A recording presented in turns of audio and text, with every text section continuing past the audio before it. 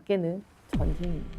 우리가 대부분 타고났다고 생각하는데요. 타고난 건 정말 극소수이고요. 후천적인 노력에 의해서 더 좋아질 수 있습니다. 능력은 있는데 기분에 따라서 움직이는 사람을 우리가 보면 같이 일하고 싶은 생각이 들지 않죠. 그래서 능력만큼 중요한 게 거기에 우리 동료들이 나를 생각하는 까지 잘 갖추게 되면 나는 조직에서 성공하고 잘 나가는 구성원이 될 수 있습니다.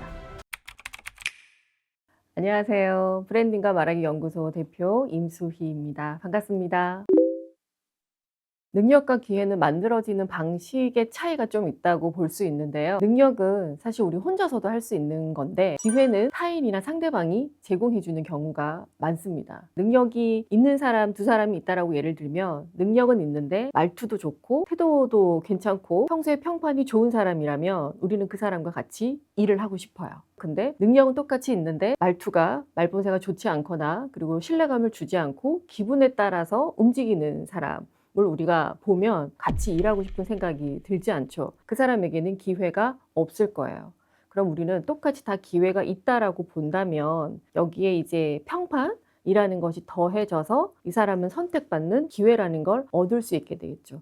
그래서 능력만큼 중요한 게 이 평판 관리, 자신의 어떤 말투 관리, 태도 관리 이것이 더해질 때 사실은 조직에서도 더 선택을 많이 받을 수 있는 기회가 올 수 있겠죠. 신뢰는 무슨 말을 하냐에 보다는 어떻게 말하느냐에 따라서 달라지는데요. 확신 있는 말투, 상대방을 존중하는 태도, 그리고 감정에 흔들리지 않는 안정감 있는 모습들 이러한 것들을 우리가 대화 속에서 보여주게 되면은 그러한 것들이 쌓이면서 신뢰가 쌓여가게 되는 겁니다.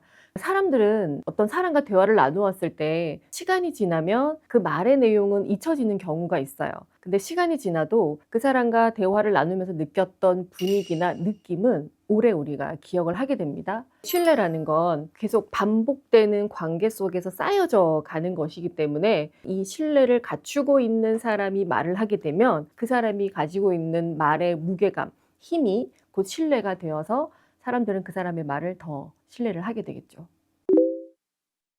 잘 되는 사람일수록 사실은 더 많은 것을 하기보다는 무언가를 빼거나 포기하는 것을 할 줄 아는데요.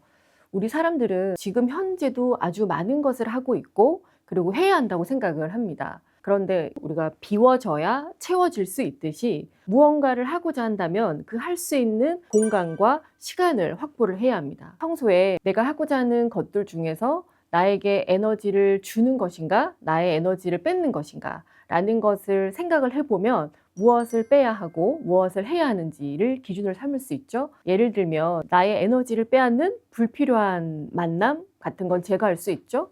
그리고 나의 정신을 좀 흐리게 하는 장시간의 SNS들을 시청하는 것들 이런 것들은 전혀 자신에게 도움이 되지 않겠죠. 잘 되는 사람들의 특징은 그러한 것들을 잘 선택하고 포기해서 자기가 원하는 것에 몰입할 수 있는 시간과 공간을 확보를 해서 해내는 특징을 가지고 있죠. 사람을 끌어당기는 사람들의 특징의 첫 번째는 잘 들어준다는 것입니다. 사람들은 말을 하고 싶어 하죠.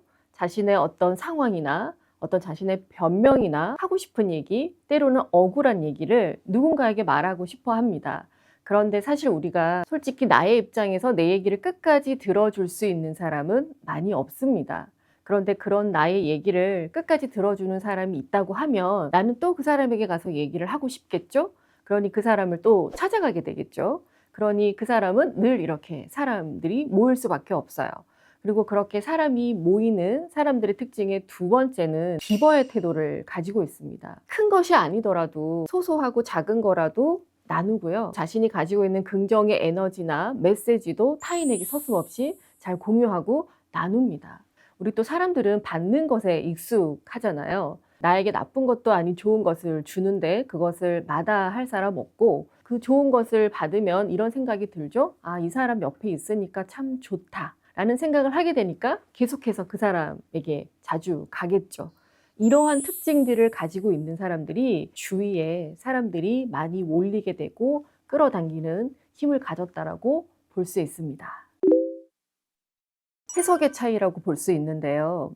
우리가 실패는 누구나 할 수 있습니다.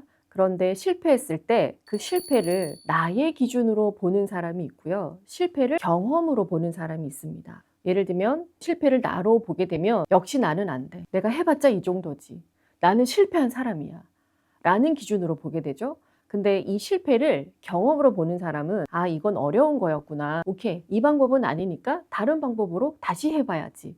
라고 이렇게 해석을 할 수가 있습니다. 실패를 경험으로 해석하는 사람들의 특징은 이 실패의 경험을 데이터로 해서 다시 시도하고 도전하려고 합니다. 내가 문제였다라고 생각을 하지 않기 때문인 거죠. 그래서 결국 잘 되는 사람들은 실패를 끝이라고 생각하지 않고 경험의 하나라고 생각을 하고 다시 도전을 하는 해석을 하기 때문에 잘 될 수 있습니다.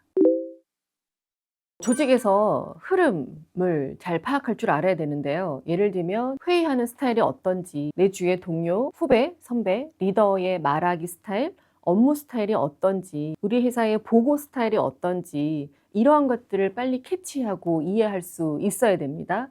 그 이해가 되면 타이밍을 잡을 수가 있어요. 우리가 일명 다른 말로 센스라고도 할 수 있는데요. 제안이나 보고를 언제 하느냐에 따라서 결과가 완전 달라질 수가 있습니다. 그래서 그런 조직의 흐름을 잘 파악을 할 수 있어야 되고요. 그리고 보이지 않는 규칙 같은 게 있는데요. 사람들이 내가 없을 때 나를 어떻게 이야기하냐 하는 겁니다. 일명 평판이라고도 할 수 있습니다. 똑같은 능력을 가지고 있다라고 해도 자신의 말하는 태도나 신뢰감, 어떤 약속을 지키는 태도 이런 것들을 두고서 동료들은 얘기를 나눌 수 있죠. 그래서 조직의 흐름을 잘 이해해서 타이밍을 잘 잡고 거기에 우리 동료들이 나를 생각하는 평판까지 잘 갖추게 되면 나는 조직에서 성공하고 잘 나가는 구성원이 될 수 있습니다. 여러 가지가 있겠지만 첫 번째로 말투 자산을 추천드립니다. 말은 100% 자신이 선택할 수 있습니다. 긍정으로 말하거나 부정으로 말하거나 이건 본인이 선택할 수 있는 것이죠. 그래서 타인에게도 내가 신뢰감 있게 말을 하거나 긍정적으로 말을 하거나 기분에 따라서 말을 하거나에 따라서 나의 말의 태도는 상대방에게 달라지는 이미지를 전달할 수 있습니다.